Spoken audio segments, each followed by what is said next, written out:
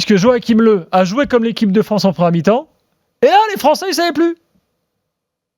Tu vois, transition rapide vers l'avant, mode équipe de France à la Coupe du Monde, finalement, ce qu'ils ont fait les Allemands en première mi-temps. Ils l'ont très bien fait, mais on se pose la question pourquoi ils ne l'ont pas fait en deuxième mi-temps. Ça, c'est la question qu'on s'est posée avec Daniel, quand on regardait le match. Parce que peut-être que le naturel a repris le dessus. Même, tu sais... Mais c'est intelligent ce qu'a fait Löw, au fond, pour essayer de contrer la France. Sur le début de la première période, j'ai pensé ça. C'était clair. Le bloc était un peu plus bas et on avait le sentiment qu'il voulait opposer aux Français le style des Français. Voilà. Compo défensive et on part devant. Voilà, on avait l'impression. En plus, ils avaient les joueurs pour le faire et ils ont fait une excellente première période. Mais attention, il y a peut-être une illusion là-dedans, c'est que je trouve que moi, dans le dernier quart d'heure de la première période, ils se sont remis en mode. J'aimerais bien avoir, si on pouvait avoir stade de possession quart d'heure par quart d'heure. Je pense que ça c'est le dernier quart d'heure, ils sont revenus à un mode normal, les Allemands, à un jeu de possession. Je crois que c'est 60-40 à la mi-temps, mais c'est sur la mi-temps complète. Pour les Allemands.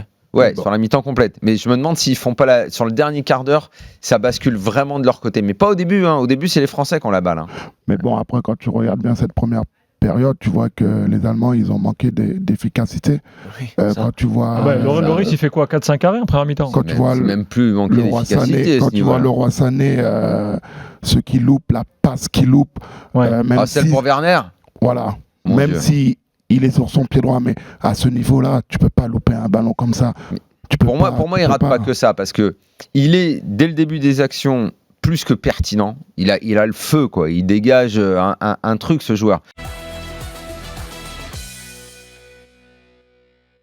Je pense que du fait que l'équipe de France est championne du monde, je pense qu'il faudrait que Didier change sa tactique. Aujourd'hui, voilà, la plupart des matchs que tu joues, c'est des matchs amicaux. Même si la Ligue des Nations, là. Ouais, la Ligue des Nations. Mais bon, attendez, pour moi, c'est pas vraiment une compétition. Pour moi, c'est pas une compétition. Et je pense que c'est à ce moment-là que tu peux te permettre, voilà, de changer de tactique et d'essayer d'avoir un meilleur football.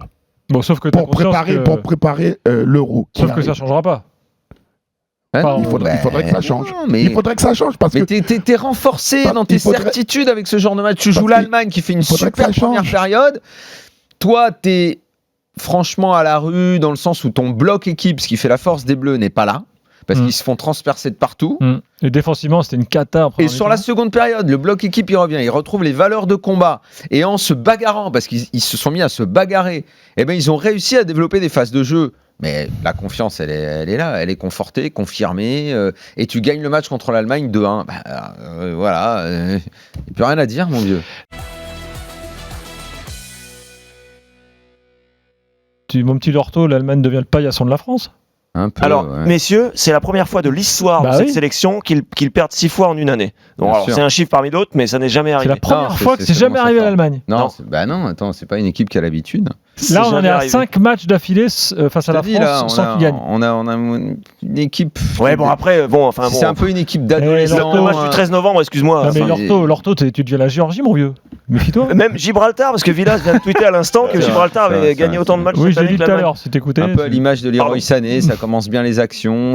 Non, mais ça fait un peu éjaculateur précoce. D'accord avec William, mais. Ça manque de caractère, je suis désolé. Oui, mais il faut laisser aussi. J'ai connu une équipe allemande elle te à mon pliait quand il époque fallait où te c'était difficile de pouvoir gagner. Oui, parce qu'ils se sont mis dans cette espèce de romantisme avec des jeunes qui taquinent le ballon, comme tu disais, Daniel, et il y en a encore d'autres en réserve sur le banc. Julian Brandt, là, il est rentré à la 82e, on se demandait pourquoi il n'avait pas remplacé Keller. Ouais, tu veux dire que l'ADN de l'Allemagne, c'est pas d'être taquineur, quoi. C'est efficacité, organisation. Tu caresses, à un moment, mais la fessée, quoi. Löw a modifié ça. Bah oui, mais le problème, c'est qu'en 2008, souvenez-vous, la finale contre l'Espagne à l'Euro 2008, tu te fais battre par un but de Fernando Torres qui a littéralement marché sur Philippe Lahm ce jour-là. Et l'Allemagne, à l'époque, n'était pas super belle à voir, quand même. Enfin, moi, je sais pas. Après, c'est un débat philosophique. C'est un certain amour du jeu ou un intérêt pour le jeu. Tu dis en 2008, la finale de l'Euro. Ouais. Ils sont pourquoi tu dis les Allemands te plaisaient moins que c'est pas qu'ils plaisaient moins parce qu'à l'époque on n'avait pas connu autre chose. Non, mais ils étaient dans le comment dire, en route vers la révolution Löw à ce moment-là. C'était tôt encore. Ils étaient encore avec pas mal de joueurs de l'ancienne génération. Voilà.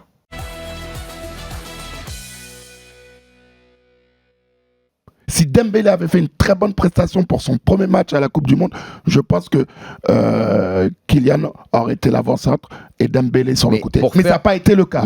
Aujourd'hui, on est tous d'accord que Giroud, c'est le numéro 9 de l'équipe de France parce qu'il joue avec ses atouts. Mais pour faire un très bon match, il aurait fallu qu'il fasse un match qui corresponde aux attentes de Deschamps. Or, Dembélé, aujourd'hui, on peut penser ce qu'on veut de ce joueur. Moi, je l'aime bien. Il a beaucoup de potentiel. Il a le temps devant lui. Il peut corriger des choses. À la limite, peu importe, on s'en fout. Mais je ne crois pas qu'en fait, ses qualités correspondent à ce que Deschamps aime et veut. C'est une limite. C'est qu'il veut un fantaisiste, et ce fantaisiste, ce sera Mbappé.